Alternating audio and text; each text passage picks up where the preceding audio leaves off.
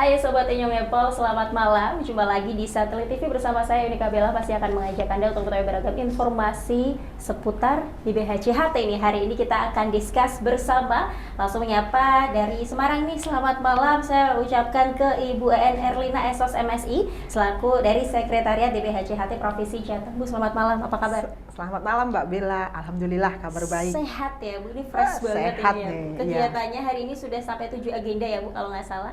Iya, kok Mbak Bella tahu? Tahu, tadi kita habis ngobrol-ngobrol.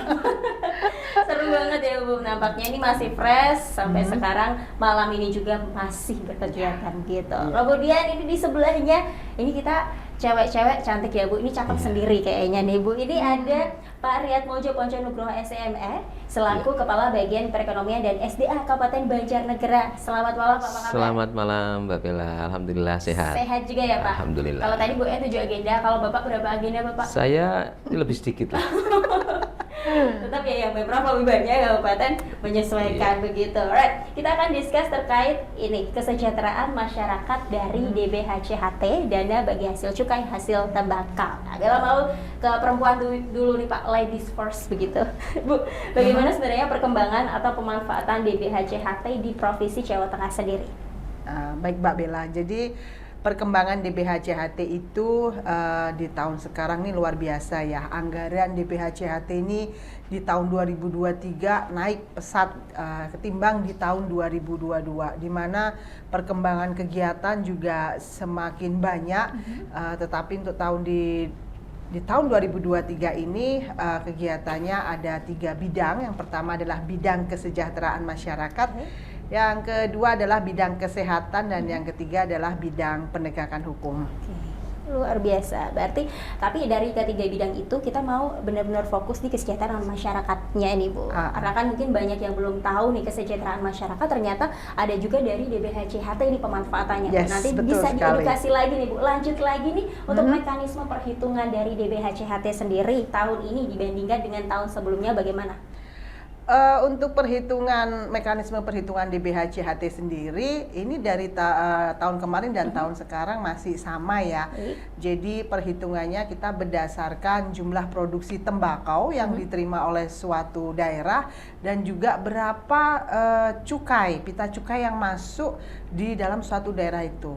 Nah, itu nanti termasuk nanti untuk kinerja daerah itu dalam mengelola dana bagi hasil cukai hasil tembakau ini akan berpengaruh terhadap alokasi penerimaan di suatu wilayah itu. Setiap kabupaten ataupun kota begitu ya. Yes, Ya, betul. Ini ngomong-ngomong daerah atau kabupaten dan juga kota, bila langsung ke Pak Ponco nih Pak. Kalau tadi kan dari Pemprov sendiri seperti itu perkembangannya. Dari tiga bidang juga ya untuk fokus program kerjanya. Nah, kalau dari Kabupaten Banjarnegara sendiri bagaimana perkembangan di BHCHT ya? Terima kasih Mbak Bella. Untuk Kabupaten Banjarnegara, kita dari tahun ke tahun memang kita dapat alokasi yang tentunya semakin meningkat. Alhamdulillah teman-teman dari provinsi ini baik-baik hati nih.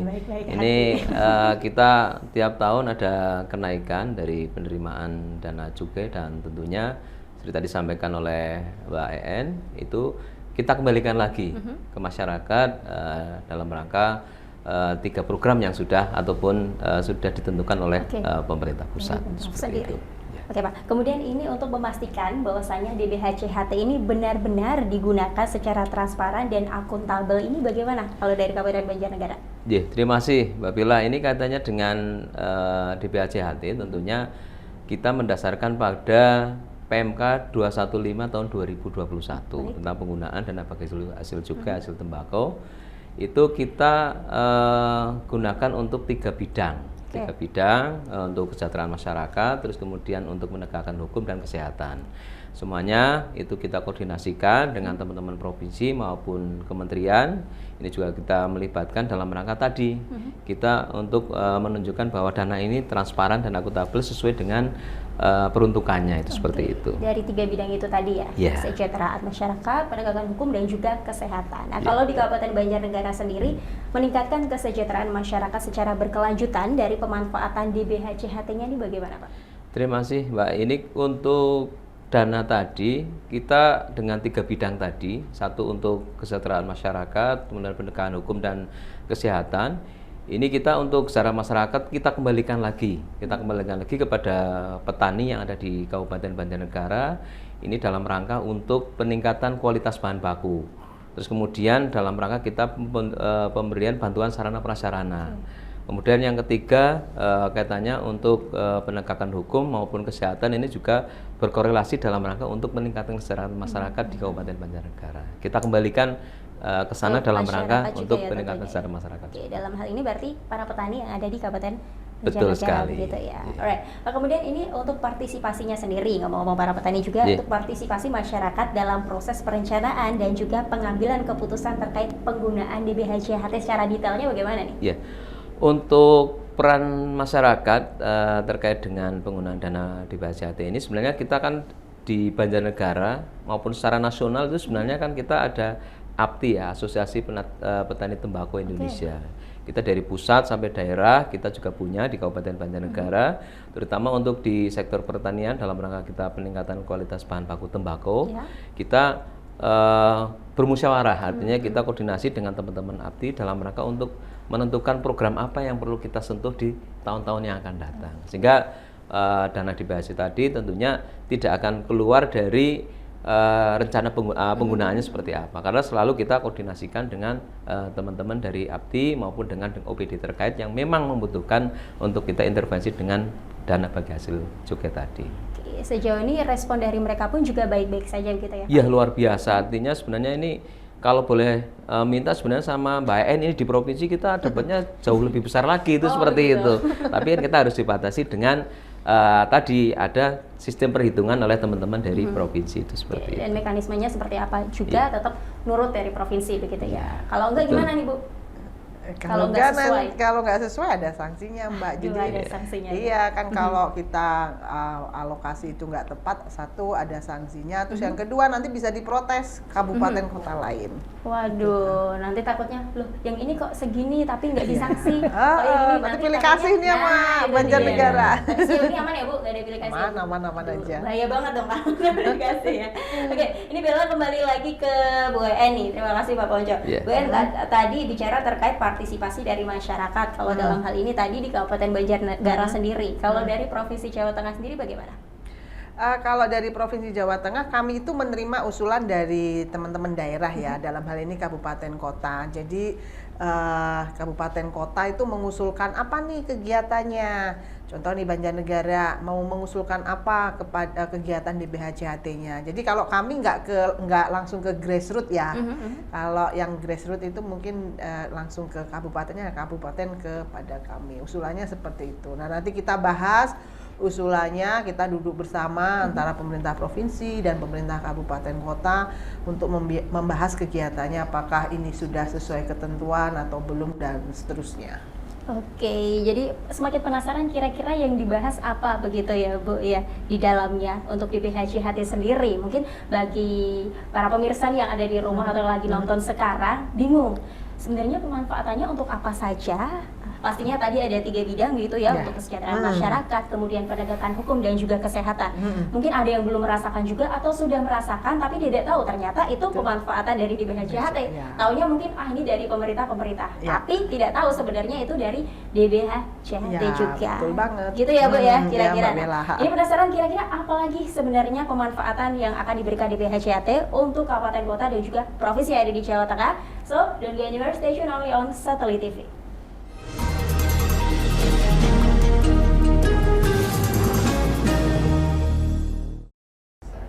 Oke pemirsa, balik lagi tetap di Satellite TV, tentunya dialog interaktif masih bersama dengan Pak Ponco dan juga Bu En. Kalau tadi mungkin penasaran pemanfaatan DBHJHT selain tentunya 3 bidang tadi, bila ulang lagi ya dia Pak dan juga Bu, kesejahteraan masyarakat, kemudian penegakan hukum dan juga kesehatan. Bila mau mungkin boleh spill satu-satu Ibu dari kesejahteraan masyarakatnya terlebih dahulu, isinya apa saja dan pemanfaatannya detailnya seperti apa nih, silakan Bu.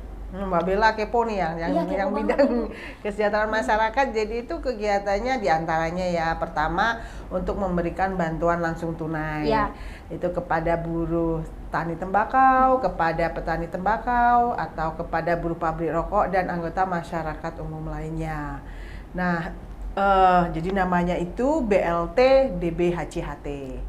kemudian bidang kesejahteraan masyarakat yang lain adalah memberikan pelatihan keterampilan kerja kepada masyarakat, kepada teman-teman buruh pabrik rokok dan kepada teman-teman buruh tani tembakau. Jadi pelatihan ini intinya untuk menambah skill masyarakat biar dia mempunyai keterampilan, biar dia bisa berwira swasta, biar dia bisa survive misal nih ketika ada PHK di pabrik rokoknya, saya sudah punya skill. Misalkan pelatihannya adalah pelatihan menjahit, pelatihan barista, kemudian pelatihan MUA ya, make up of artist, terus pelatihan membatik. Nah, pelatihan tata boga ini banyak sekali pelatihan-pelatihan yang kita berikan kepada masyarakat dengan dibiayai dari DBHJHT. Nah, selain pelatihan itu, kita juga memberikan bantuan modal usaha nih. Bantuan modal usaha di sini, misal kita latih dia pelatihan membuat bakso. Nah, terus kita kasih gerobak bakso nih untuk masyarakat itu. Nah, itu contohnya pelatihan. Nah, terus yang kegiatan lain itu kita jelas mensupport para petani tembakau kita nih dalam rangka meningkatkan kualitas bahan baku tembakau. Mensupport di sini dalam arti kita memberikan bantuan sarana prasarana seperti kultivator, alat angkut roda 3, kita bangunkan jalan usaha tani, kita bikin sumur-sumur, terus kita bangun irigasi juga. Nah, termasuk juga para petani tembakau ini kan dalam setahun nggak mungkin dia nanam tembakau terus kan. Beda-beda. Ada jeda di sela-sela bulan itu.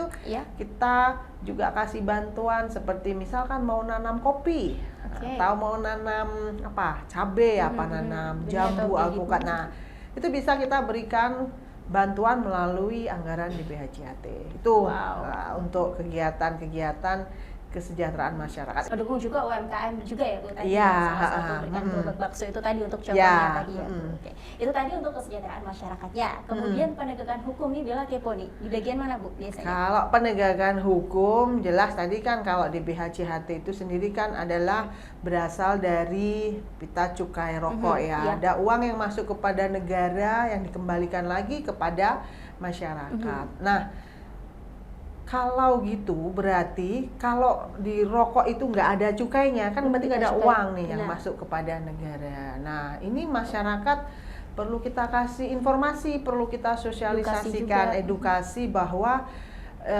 inilah yang disebut rokok ilegal. Nah, rokok ilegal ini berarti nggak ada cukai yang masuk kepada negara. Nah, kita mempunyai program tagline gempur rokok ilegal. Nah, inilah yang dimaksud dalam penegakan hukum DBHJHT. Kita memberikan informasi-informasi kepada masyarakat umum tentang program tagline gempur rokok ilegal. Kita juga memberikan informasi kepada pemangku giat, dalam hal ini adalah OPD pelaksana DBHJHT, supaya dalam melaksanakan kegiatan DBHJHT ini tetap sesuai dengan ketentuan dan aturan.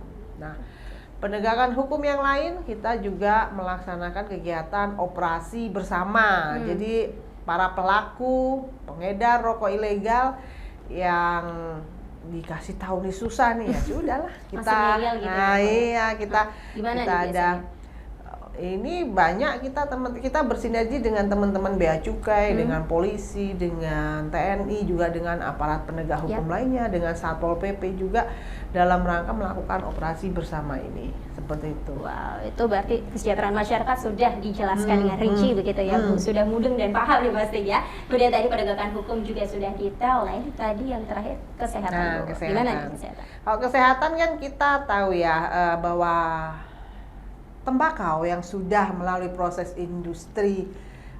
industrialisasi kan menjadi sebuah rokok ya. Rokok ini mempunyai dampak yang negatif terhadap lingkungan, terhadap kesehatan. Maka otomatis DBHJHT ini kan prinsipnya untuk penggunaan keseimbangan dan keadilan.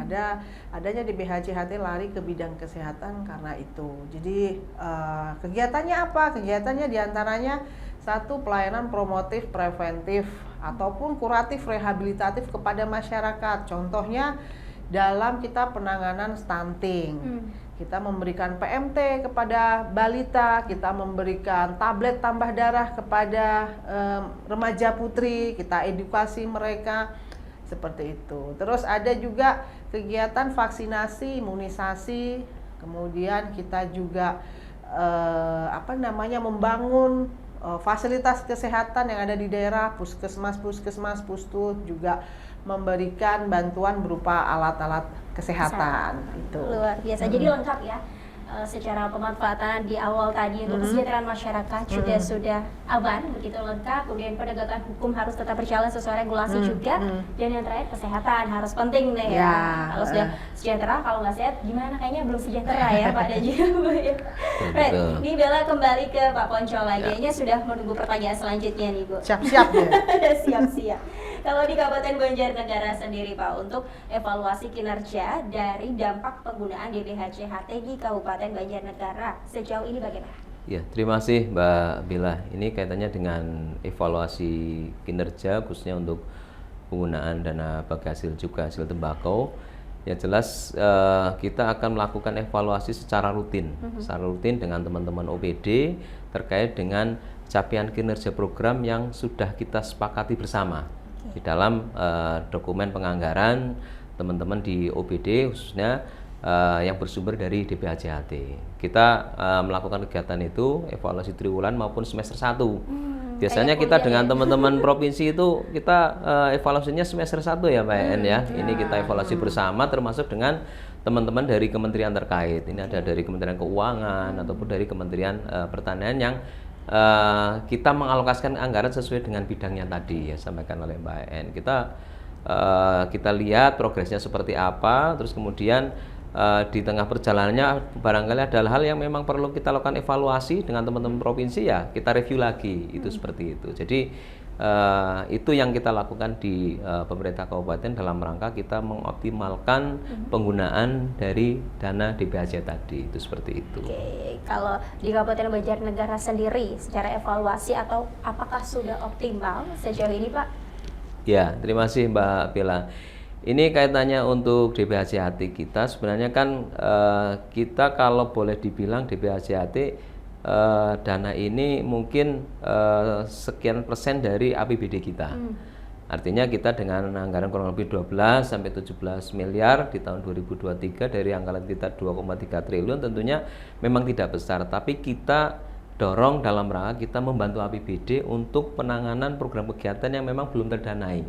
Yang secara spesifik itu karena ini dana khusus ya, boleh dibilang ini earmark atau dana yang penggunaannya sudah ditentukan, kita tentunya akan mendorong pada program-program kegiatan daerah yang memang bisa kita danai dari DBHC tadi itu seperti itu, sehingga kita optimalkan program kegiatan yang memang belum disentuh menggunakan APBD kita sentuh dengan dana bagi hasil juga tadi itu seperti itu. Jadi bisa dibilang harus difilter juga setiap program yang akan dilakukan apa gitu ya, cocok enggak nanti diambil dari pemanfaatan DBHC-HT begitu ya. Kira-kira apa saja sih program-programnya? Nah ini penasaran juga nanti seperti apa, tapi tahan dulu Pak, jawab nanti dulu karena kita akan pesan-pesan berikut ini. So don't get anywhere, stay tuned only on Satellite TV.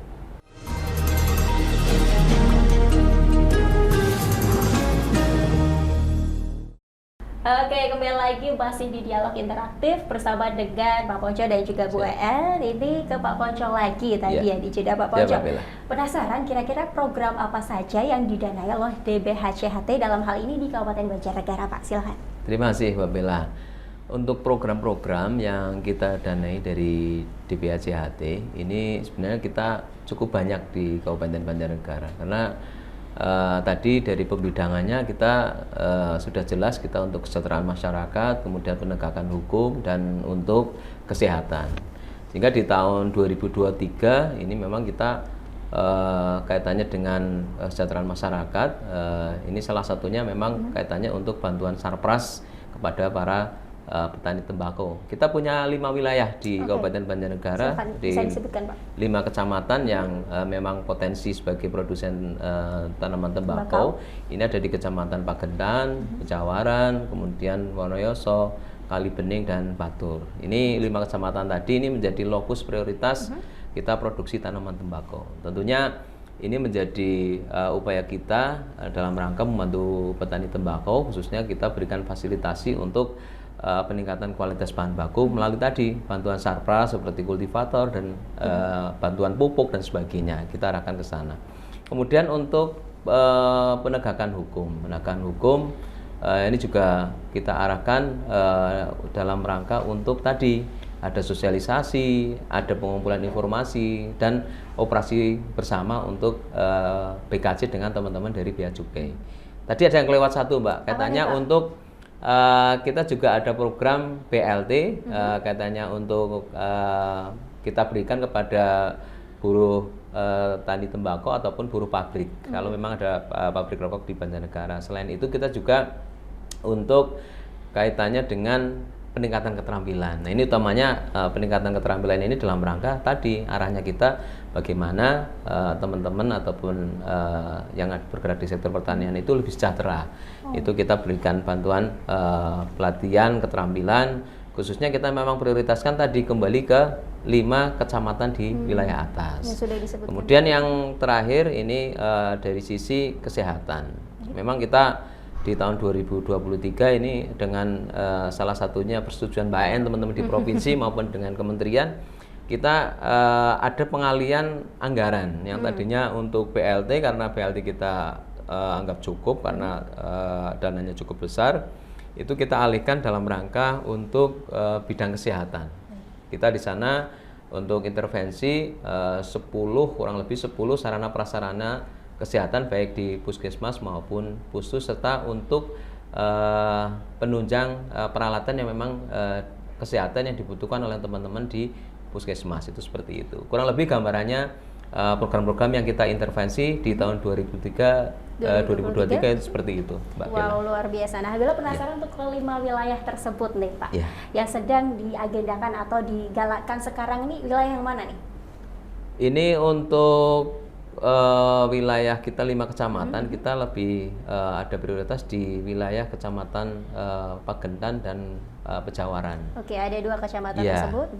Karena memang di sana itu sebaran dari tanaman tembakau itu paling luas di 2 kecamatan tadi, sehingga kita tahun ini juga kita ikut membantu pembangunan jalan produksi di 2 wilayah tadi. Ini menjadi bagian kita dalam rangka tadi mendukung di sektor pertanian, khususnya pertanian yang bergerak di tanaman tembakau tadi. Wow, luar biasa ini ya. Untuk kecamatan tadi mungkin bisa diaktifkan lagi untuk masyarakatnya. Jadi nggak cuma petugasnya saja, baik dari kabupaten maupun pemprov. Jadi masyarakat juga ikut andil gitu ya, Bu, dan juga Pak ya tentunya ya. Nah, oke, Bella kembali ke Bu En lagi nih, Bu. Kemudian ini terkait dari pemprov sendiri. Kalau tadi evaluasi kinerja dari kabupaten, kalau dari pemprovnya sendiri bagaimana, Ibu? Kalau untuk kaitannya evaluasi kinerja sama ya, kita kalau di tingkat provinsi itu ada evaluasi kinerja semester 1, kemudian evaluasi kinerja semester 2. Mungkin kalau di kabupaten ada tri semester ya, ada juga tengah semester. Kalau kami cuma evaluasi semester 1 dan yang kedua adalah evaluasi semester 2. Nah, nanti di evaluasi semester 2 itu sekaligus kita penentuan. Nah, ini nanti duduk bersama dengan teman-teman dari pemerintah pusat, apakah pelaksanaan kegiatan DBHCHT dalam 1 tahun anggaran ini memang itu bisa dibiayai dari DBHCHT, atau maksudnya intinya itu kena sanksi atau tidak gitu lah. Karena DBHCHT ini dananya adalah earmark, jadi pengelolanya juga harus hati-hati, tetap sesuai dengan ketentuan, sesuai dengan regulasi yang ada sudah ditetapkan di DBHCHT dalam hal ini di Provinsi Jawa Tengah gitu. Kira-kira kalau melanggar ini sanksinya apa saja, Bu? Tahan dulu, Bu, karena kita akan pesan-pesan berikut ini. So don't get anywhere, stay tuned only on Satellite TV.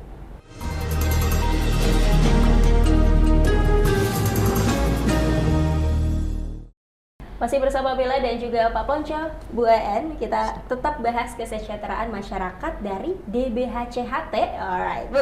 Ini untuk tadi regulasi yang sudah ditetapkan dari Pemprov sendiri, mungkin bagi para pelanggar begitu, Bu. Dalam hal ini Bella mau tanya untuk para pelanggar pemanfaatan DBHCHT. Berarti ini untuk aparat terkait begitu ya? Apa saja sanksinya nih, Bu? Silakan. Sanksinya jelas, yang pertama ketika dalam suatu OPD pengelola ini, pelaksana kegiatan ini dalam mengelola kegiatan di BHJHT itu tidak sesuai dengan ketentuan, mereka harus mengganti Mbak uangnya di BHJHT. Sebesar yang dialokasikan. Misalkan satu OPD dialokasikan 200 juta. Nah, untuk kegiatan bla bla, kegiatan ini ternyata nggak sesuai ya, 200 juta harus diganti uangnya, harus dikembalikan lagi. Itu sanksinya yang jelas pertama itu. Gimana pun caranya harus kembali sesuai. Iya, seperti itu. Kan kemudian, jadi mau nggak mau kan ketika OPD dalam melaksanakan kegiatan ini harus sangat berhati-hati, jangan sampai nanti kena sanksi. Tuh, kemudian yang kedua ya ketika dalam mengalokasikannya juga tidak betul, hitungannya salah, itu juga kena sanksi juga sama saja. Misalkan ini dari tim anggaran mengalokasikan ke beberapa OPD sekian-sekian, nah, ini salah ternyata menghitungnya, itu juga kena sanksi juga. Gitu. Salah menghitung pun kena sanksi ya, gitu. Harus sedetail itu berarti ya, dalam hal ini ya Bu. Kemudian ada sanksi lainnya Ibu? Sanksi lainnya yang ada sih cuma itu aja sih. Tapi kan suruh ganti uang segitu. Tapi 200 itu bahaya banget itu, banyak juga ya. Jadi memang harus teliti begitu ya untuk para terkait dan juga semua yang bertanggung jawab untuk pemanfaatan di BHJHT ini. Berikut juga dengan para OPD terkait juga ya dalam hal ini ya Bu. Siapapun juga begitu ya. Itu kan tadi untuk pemanfaatan di BHJHT-nya. Kemudian nih Bella ke gembur rokok ilegal nih. Pak Ponco dan juga Bu En. Bella mulai dari Bu En dulu ya Pak Ponco ya. Kalau gembur rokok ilegal ini aksi yang sudah dilakukan selama kayaknya setiap tahun terus ada, bahkan setiap hari, setiap detik harus terus dilakukan begitu ya Bu. Ini sosialisasinya seperti apa di Pemprov sendiri Bu? Silakan. Kalau sosialisasi ketentuan di bidang cukai atau program teknik gembur rokok ilegal di tingkat provinsi, kami menggandeng para mahasiswa. Jadi mahasiswa di universitas-universitas yang ada di Jawa Tengah ini dalam melakukan KKN kita bekerja sama. Jadi namanya KKN tematik gempur rokok ilegal. Nah, dengan harapan kami mahasiswa-mahasiswa ini kan turun ke daerah-daerah ya. Nah, mereka menyampaikan apa itu program gempur rokok ilegal kepada masyarakat di daerah-daerah ya, seperti itu. Nah, kemudian yang kedua kami juga melaksanakan kegiatan sosialisasi ini melalui sinergi pemusnahan barang kena cukai ilegal, merokok ilegal ini kami ketika memusnahkan hasil tangkapan rokok ini kami publikasikan. Kami publikasikan besar-besaran supaya masyarakat tahu ini loh rokok ilegal yang bahaya ini, setiap ini tangkapannya segini, ini barang ini kami musnahkan, nggak dijual lagi atau dipakai lagi seperti itu. Nah itu. Kemudian yang ketiga sosialisasi kami juga melalui konvensional tatap muka biasa atau melalui event-event ya. Event ini biasanya melalui media elektronik juga, digital. Ada ya digital seperti itu. Itu kalau di tingkat provinsi. Kalau di tingkat kabupaten kota lain ini eventnya juga banyak Mbak Bella. Jadi seperti event wayang, kemudian event olahraga, ada juga sepeda ya, ini, Bu, sepeda ada, terus fun bike kayak gitu, terus ada melalui event keagamaan. Nah, keagamaan, kemudian ada juga kita menggandeng artis-artis ternama nih untuk mensosialisasikan program gempur rokok ilegal itu. Begitu ya. Jadi bisa lebih tersampaikan begitu ya kepada seluruh masyarakat. Ya. Gaungnya kan lebih cepat, benar sekali ya. Jadi daripada kalau harus nyampaikan tatap muka gini kan ngantuk nih biasanya. Dan mungkin sudah nggak zamannya begitu ya Bu, karena sekarang udah era digitalisasi 4.0 juga. Right. Itu kalau dari provinsi nih Pak, dari Bu En sendiri, kalau dari Pak Ponco sendiri di Kabupaten Banjarnegara sejauh ini sosialisasi terkait di BHJHT dan juga gembur rokok ilegal bagaimana Pak? Silakan. Ya, terima kasih Mbak Bella. Ini kalau kami di kabupaten tentunya kita sifatnya untuk sosialisasi kita melibatkan beberapa perangkat daerah. Antara lain kita melibatkan teman-teman dari Kominfo, terus kemudian dari Din Parbud atau Dinas Pariwisata dan Kebudayaan. Nah ini sosialisasi ini kita bentukkan sebenarnya hampir sama seperti disampaikan oleh Mbak En, tapi kami juga ingin mengangkat muatan kesenian-kesenian yang berbasis lokal untuk sebagai apa namanya media untuk kita kaitannya untuk sosialisasi tadi terkait dengan gembur rokok ilegal. Kita di sana juga ada kegiatan wayang, kegiatan kita kalau istilahnya di Indonesia apa ya? Kalau kita sini istilahnya kuda lumping lah. Nah, istilahnya jatilan atau kuda lumping gitu. Iya. Biasanya karena budaya kita di lokal masyarakat Banjarnegara itu kan menjadi salah satu tontonan yang luar biasa, termasuk wayang. Ini menjadi media kita untuk kita melakukan sosialisasi. Selain itu juga dengan teman-teman Kominfo melalui media ataupun media digital elektronik, kita juga melakukan kegiatan sosialisasi terkait dengan gembur rokok ilegal. Tapi kegiatan itu memang akan lebih mengena dalam jumlah massa yang besar, Mbak. Ini artinya kalau tatap muka memang kita lakukan juga dengan beberapa stakeholder, kita dengan teman-teman katakanlah di sekolah-sekolah yang mungkin di SMA ya, karena kan SMA itu kan salah satu apa namanya kita harus mengendalikan terkait dengan pelajar-pelajar yang mengenal rokok secara dini kan seperti itu. Kita juga mengenalkan bahaya merokok dan sebagainya, termasuk kaitannya pengenalan terkait dengan rokok yang ilegal itu ya. Minimal mereka kita berikan informasi biar mereka tidak coba-coba itu seperti itu, sehingga kita melakukan informasi sosialisasi tindakan preventif, artinya mereka juga kita dorong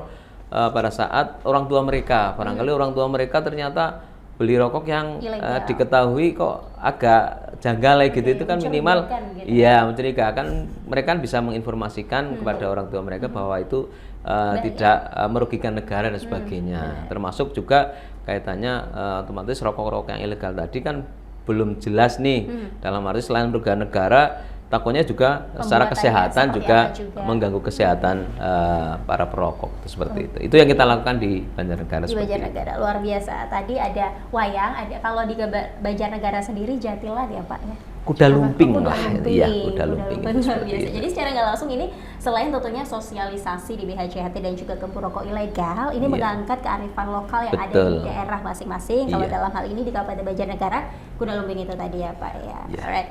Kemudian Bella mau tanya, tadi kan terkait mungkin bagi target marketnya para murid atau pelajar SMA begitu yang mungkin baru mengetahui atau coba-coba terkait coba rokok nih mungkin yang laki-laki kalau nggak ngerokok nggak laki begitu, ini gimana nih Pak kalau seperti itu? Mungkin kan mereka biasanya beli yang bisa dijangkau oleh kantong para pelajar begitu, misal yang murah-murah, padahal mereka nggak tahu yang murah-murah itu ternyata ilegal begitu. Kemudian untuk pita cukainya sendiri ini perbedaan secara spesifiknya Pak. Kalau yang Bella tahu satu sih biasanya kalau yang ilegal itu benar nggak Pak? Ini ada kata-kata semacam doa atau semacam kata-kata kayak biasanya kan kalau rokok yang legal nih Pak, merokok membahayakan atau merokok membunuh gitu. Nah, kalau yang ilegal nih malah yang Bella temui atau yang Bella lihat begitu sesuai juga dengan riset itu ada kata-kata doa Pak. Itu gimana Pak?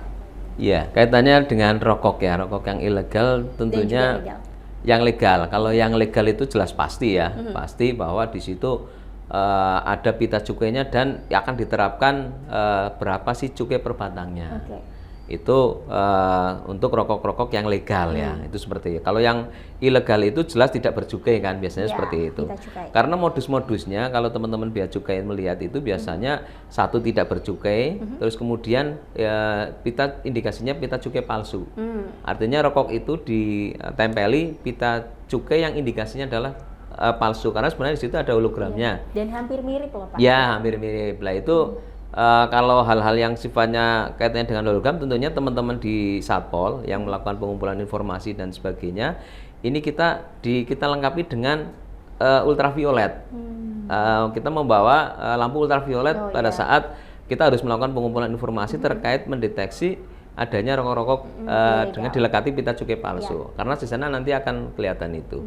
Termasuk kita juga kemarin kita coba memberikan pemahaman terhadap masyarakat kaitannya dengan sistem modus yang penukaran pita cukai. Kan biasanya dulu kita ada itu tuh rokok, bahasanya rokok satu pita cukai dilepas pelan-pelan gitu ya. Jangan sampai rusak, nanti ditukar lagi dengan satu bungkus rokok. Nah, ini kan itu juga modus juga. Nah, ini yang merugikan negara seperti itu. Ini juga menjadi bagian kita informasikan ke masyarakat, apakah itu masyarakat umum atau pelajar. Karena modus-modus tadi itu dulu pernah. Artinya Di Banjarnegara juga. kita dapat informasi bagaimana pita cukai itu supaya dilepas jangan sampai rusak, terus kemudian ditukar dengan satu bungkus rokok yang masih utuh. Nah, itu kan termasuk merugikan negara berapa coba itu. Nah, ini termasuk hal-hal yang kita sosialisasi kepada masyarakat. Selain tadi teman-teman bea cukai yang secara teknis tahu persis untuk perbedaan antara pita cukai yang asli dan palsu itu seperti itu. Oke, jadi masih menjadi PR juga mungkin ya, kalau mungkin bagi masyarakat masih sulit membedakan, berarti untuk edukasi atau sosialisasinya harus terus dilakukan lagi nih. Dalam hal ini berarti dari pihak bea cukai gitu ya Pak ya? Ya, bersama kita bersama biasanya. dengan Pemda juga, Pemda juga tentunya. Nah, ini kembali ke Bu En, Bu. Kalau tadi mungkin bahas terkait perbedaan secara spesifiknya begitu ya, Bu. Nah, kalau dari Pemprov sendiri, ini bagi para pelanggar mungkin yang memperjualbelikan, mengkonsumsi atau melakukan transaksi terkait rokok ilegal ini gimana, Bu, sanksinya? Kalau ini biasanya sih memang bea cukai ya. Kalau setahu kami kan yang berhak melakukan penangkapan atas pengedar atau pelaku rokok ilegal ini memang instansinya dari bea cukai. Itu yang jelas ada sanksi pidana. Jadi ada hukuman pidana penjara minimal 1 tahun, maksimal itu 8 tahun. Selain sanksi pidana juga ada sanksi denda. Jadi denda sesuai dengan jumlah pita cukai, minimal berapa 10 kali atau maksimal 20 kali dari nilai pita cukai itu. Denda uang itu yang harus disetorkan kepada negara. Jadi sanksinya 2 itu, Mbak. Wow, jadi ngeri juga ya lagi-lagi ya. Tadi untuk para pelaku pemanfaatan begitu juga sanksinya berat ya. Banyak banget juga nilainya. Kemudian untuk yang melanggar terkait peredaran rokok ilegal juga makanya jangan melakukan pelanggaran biar nggak kena sanksi itu tadi ya Bu dan juga Pak. Pastinya Bella penasaran juga terkait mungkin aktivitas atau kegiatan yang dilakukan dari DBHC-HT ini pemanfaatannya setelah mungkin sudah dilakukan sosialisasi ke rokok ilegal dan lainnya, kira-kira apa lagi nih ya? Tentunya jangan kemana-mana, tetap di Satelit TV.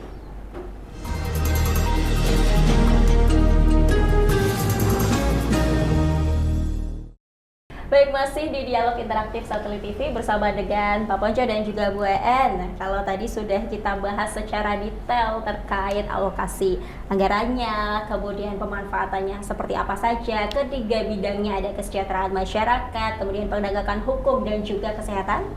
Nah, ini penasaran terkait mungkin pengalaman yang dirasakan satu sama lain, baik di tingkat kabupaten kota maupun provinsi Jawa Tengah. Bila mulai dari Pak Ponco terlebih dahulu nih Pak, mungkin pengalaman menyenangkan dan juga menyedihkannya Pak. Mau pengalaman menyedihkan apa menyenangkan dulu Pak? Ya, dua-duanya nanti bisa bergantian lah.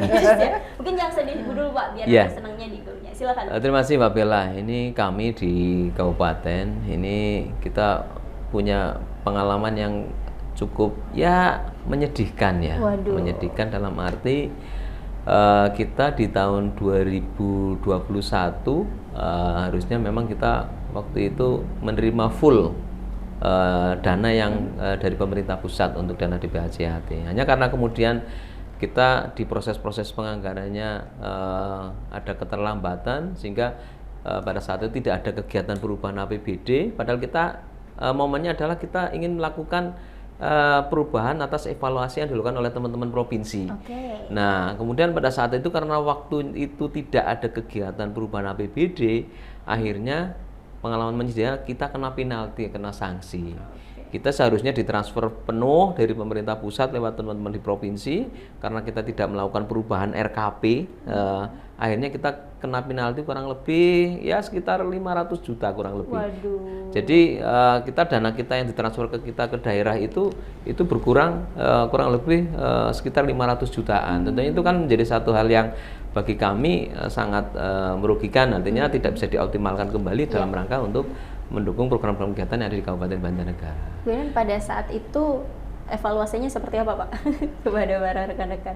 Ya, kita dengan teman-teman BPKAD sebenarnya kita sudah sering koordinasi bahwa kalau ini tidak melakukan mekanisme perubahan, tentunya ya kita siap-siap untuk kena sanksi atau penalti dari pemerintah pusat. Dan ternyata pada saatnya kita tidak melakukan perubahan APBD, ternyata itu terjadi dalam arti ya kita tidak disalurkan, ya gimana lagi, kita tidak bisa minta Mbak En tolong Mbak kita disalurkan, kan nggak mungkin itu Nggak ada seperti jalur itu. orang dalam ya, Pak? Iya, nggak bisa karena ini semuanya transparan. Ini tadi Benar, dari benar, awal betul bahwa juga. DPHJT ini adalah transparan penggunaannya maupun ini adalah dana yang sifatnya earmark atau sudah ditentukan penggunaannya. Artinya kita ada Rp1, selisih Rp1 pun bahasanya kalau sudah itu ditentukan penggunaannya harus kita kembalikan sesuai dengan nominal pagu yang diberikan oleh pemerintah pusat kepada kita. Jadi nggak boleh selisih nih. Benar. Dana itu ya semuanya kita optimalkan dalam rangka tadi untuk kesejahteraan masyarakat, penegakan hukum maupun untuk kesehatan. Seperti itu. Selisih nominal aja nggak boleh ya? Nggak Apalagi- boleh, nanti saya kena tegur sama Mbak En nanti di provinsi dan Kementerian Oke, Keuangan itu apalagi seperti itu. selisih paham ya Pak, Eh, ini iya. jangan sampai per kabupaten juga, baik dari provinsi juga jangan sampai ya Iya, Pak. Itu betul. tadi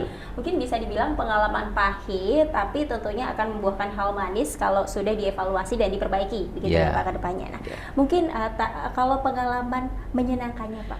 Kalau pengalaman menyenangkan sebenarnya banyak, artinya kita kan banyak kegiatan yang sifatnya sosialisasi tadi Ya. dengan teman-teman untuk masyarakat.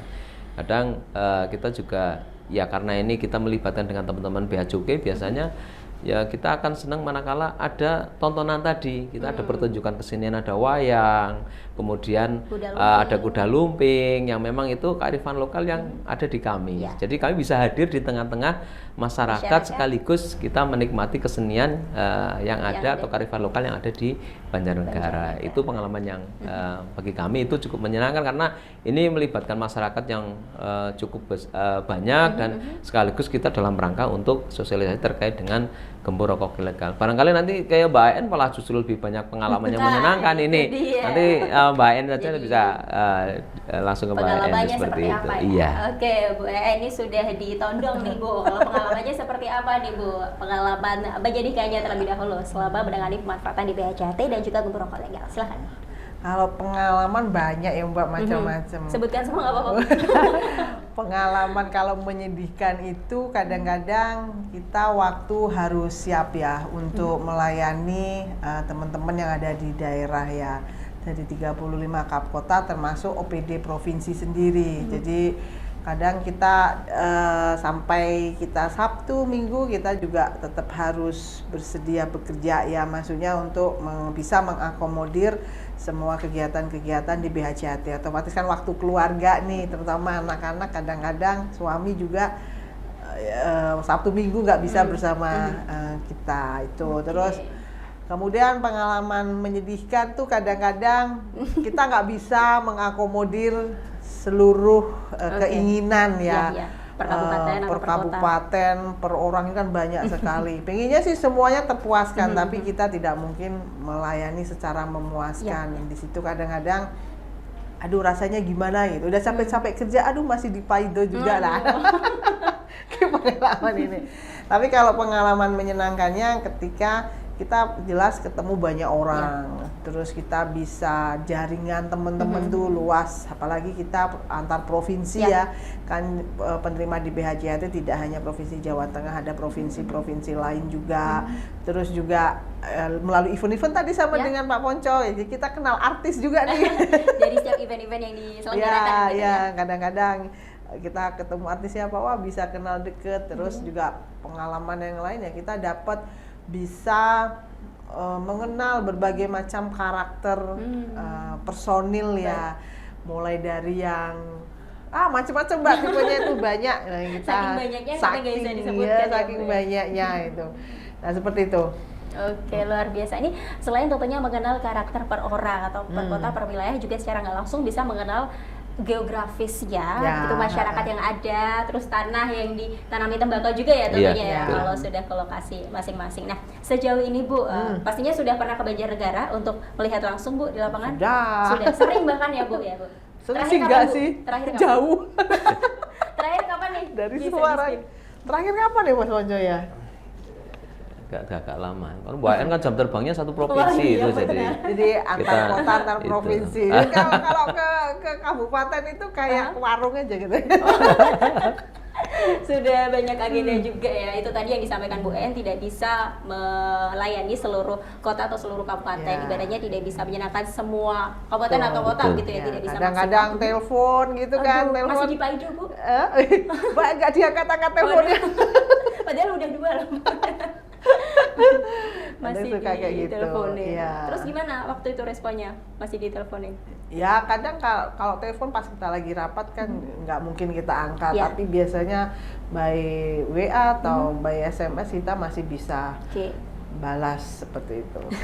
Menyenangkan juga ya Bu. Sampai tadi quality time sama keluarga aja masih ini ya Bu, nggak bisa gitu ya Bu, Sabtu Minggu masih harus berkegiatan gitu ya. Iya, karena Waduh. kegiatannya Sabtu Minggu nggak pernah libur kalau di BHJAT itu. Wow. Iya. Gitu juga kalau di kabupaten Bapak? Atau Ya, gimana kalau Sabtu kita Minggu? mungkin lebih waktunya kan lebih pendek ya. Kalau Mbak En itu kan kita 30 hari kerja, kabupatennya 35 otomatis habis untuk melayani. Tapi kalau kita insya Allah masih bisa mengoptimalkan untuk teman-teman di daerah itu seperti itu. Berarti ini secara nggak langsung, ini contoh mewakilkan ya Kabupaten Banjarnegara bisa memaklumi ya. Kalau Bu En mungkin nggak ngangkat telepon ya Pak ya. Betul. Masih bisa maklumin ya. Mungkin bagi kabupaten atau kota lain bisa maklumin kalau Bu En nggak ngangkat telepon berarti masih melayani mungkin Kabupaten Banjarnegara atau kegiatan yang Iya. lainnya yang berhubungan tentunya dengan DBHJAT dan juga gempur rokok ilegal. Nah terkait hal ini tentunya Bila mau tanya harapan dan inovasi ke depan yang ingin dicapai dari Kabupaten Banjarnegara sendiri untuk dana DPH CHT dan juga gempur rokok ilegal. Silakan Pak.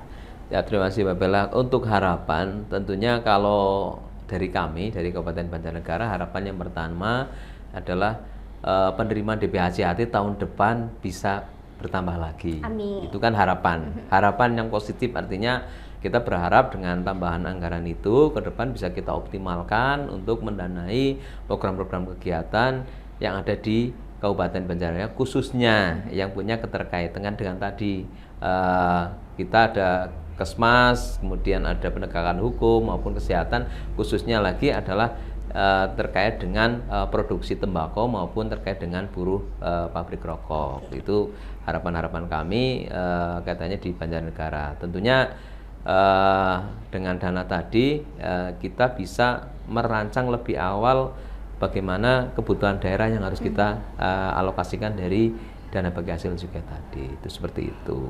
Harapan yang ke depan begitu Ya, Pak. ke depan. Itu tadi harapan. Inovasi mungkin Pak yang ingin dicapai. Mungkin dari sebelumnya tidak bisa yang menerima 500 juta tadi. Inovasi ke depan yang dicapai apa nih? Ya, tentunya kalau inovasi terkait dengan penggunaan dana bagi hasil juga yang pertama kita bagaimana terkait dengan penyusunan terusnya laporan maupun evaluasi kinerja teman-teman. Jangan sampai ini kita pada saat nanti kita nyusun laporan evaluasi kita upayakan seoptimal mungkin tidak ada yang kurang, karena ya tadi Mbak Bila, kalau kita kurang konsekuensinya dan tidak tepat sasaran, kita siap-siap nanti dipinalti oleh teman-teman dari kementerian itu pada saat pembahasan dengan teman-teman di provinsi. Nah itu yang nanti kita usahakan bagaimana nanti kita tidak terjadi lagi sampai dengan tidak terbayar untuk penyaluran di tahun berjalan itu seperti itu. Kita antisipasi lah, nanti kita coba seperti itu. Jadi sudah ada rencana inovasi ke depan apa dan Ya. harapannya semoga nanti tercapai semua ya. Siap, Dan di ya. ACC sama Pemprov juga ya. Iya itu. Harapannya teman-teman di seperti itu. provinsi dan Bu, kementerian. ACC nggak ya? Bu, ya. Oke baik, kalau dari Pemprov Jateng sendiri Bu, harapan atau inovasi ke depan yang ingin dicapai terkait pemanfaatan DPH CHT dan juga gempur rokok ilegal. Silakan. Harapan kami supaya teman-teman nih ya, kabupaten, kota, daerah ini bisa mengoptimalkan semaksimal mungkin penggunaan anggaran DPH-CHT, kemudian anggaran DPH-CHT ini bisa bersanding dengan anggaran-anggaran milik pemerintah daerah yang lainnya. Kan anggaran di pemerintah itu kan banyak sekali ya Mbak Bella ya. Terus itu yang kedua, yang ketiga harapan kami dalam menggunakan dana DPH-CHT ini semuanya bisa sesuai dengan ketentuan, jadi tidak kena sanksi lah seperti itu. Itu kemudian yang terakhir harapan kami masyarakat di Jawa Tengah pada umumnya bisa lebih merasakan manfaat DPH-CHT dan khususnya di Banjarnegara sama sesuai dengan harapannya Pak Ponco tadi. Oke, tadi harapan Bu, kemudian inovasi yang ingin dicapai dari Pemprov Jateng, silakan. Inovasi yang ingin dicapai kami inginnya dalam pelaksanaan kegiatan DPHCHT ini bisa semuanya saling sinergi, bisa kompak ya, untuk Jawa Tengah, tidak saling tumpang tindih. Kan kadang udah ini nanti yang ini sama, nah itu nggak ada, bisa saling sinergi sehingga dalam melayani masyarakat Jawa Tengah ini bisa lebih maksimal lagi. Oke, semoga harapan untuk Pemprov Jateng ke depan bisa tercapai dengan baik tentunya, dan juga inovasi terkait sinergi atau kerjasama yang dilakukan baik setiap kabupaten kota maupun dari Pemprov sendiri juga terlaksana dengan lancar begitu yang diharapkan ya Bu. Nah, ini kembali ke Pak Ponco, kalau tadi sudah harapan dan juga inovasi Pak, Bella mau tanya terkait pesan yang ingin disampaikan kepada seluruh masyarakat dalam hal ini di Kabupaten Banjarnegara terkait aksi gempur rokok ilegal untuk pemanfaatan DPHCHT bagi kesejahteraan masyarakat di Kabupaten Banjarnegara. Silakan Pak. Ya, terima kasih Mbak Bella. Untuk pesan kepada masyarakat, tentunya masyarakat Banjarnegara, ayo kita sama-sama mendukung kebijakan pemerintah, terutama dalam rangka kita pemberantasan barang kena cukai ilegal. Tentunya semakin sedikit barang yang beredar, terutama yang ilegal itu semakin sedikit, tentunya kita akan mengoptimalkan dari sisi pendapatan negara. Dan pendapatan negara tentunya akan dikembalikan lagi kepada daerah sebagai daerah penghasil cukai ataupun tembakau. Dan tentunya tadi dana-dana tadi bisa kita optimalkan dalam rangka untuk mendukung kesejahteraan masyarakat yang ada di Kabupaten Banjarnegara. Nah, tadinya harapan kami, ayo masyarakat Banjarnegara kita beli rokok yang ilegal, kita tinggalkan rokok-rokok yang ilegal tadi dalam rangka untuk peningkatan kesejahteraan bersama masyarakat di Banjarnegara. Oke, jadi seperti itu pesan yang disampaikan kepada masyarakat di Kabupaten Banjarnegara untuk tidak membeli rokok ilegal, tetapi yang legal saja, karena secara nggak langsung ini salah satu pendapatan terbesar negara juga dari ini ya, cukai ini. Oke. Nah, kemudian ini untuk Pemprov Jateng sendiri. Kalau tadi pesan dari Kabupaten Banjarnegara, ini pesan dari Pemprov Jateng kepada seluruh masyarakat di Jawa Tengah terkait aksi gempur rokok ilegal untuk pemanfaatan DPHCHT bagi kesejahteraan masyarakat. Silakan Bu. Ya, harapan kami supaya teman-teman yang menonton ya tayangan ini dapat mensosialisasikan, dapat menyampaikan ke anggota masyarakat lainnya bahwa kita itu ada program tagline gempur rokok ilegal ini, sehingga harapan kami juga dengan semakin menurunnya peredaran rokok ilegal ini kita dapat lebih memaksimalkan pemanfaatan DPHCHT, karena semakin turun rokok ilegal maka semakin naik penerimaan DPHCHT yang diterima suatu daerah. Itu aja Mbak Bella. Dan tentunya semakin sejahtera masyarakat dalam hal ini maupun di Kabupaten Banjarnegara dan juga di seluruh provinsi Jawa Tengah. Begitu ya, ternyata tujuannya lagi-lagi untuk kesejahteraan masyarakat. Luar biasa.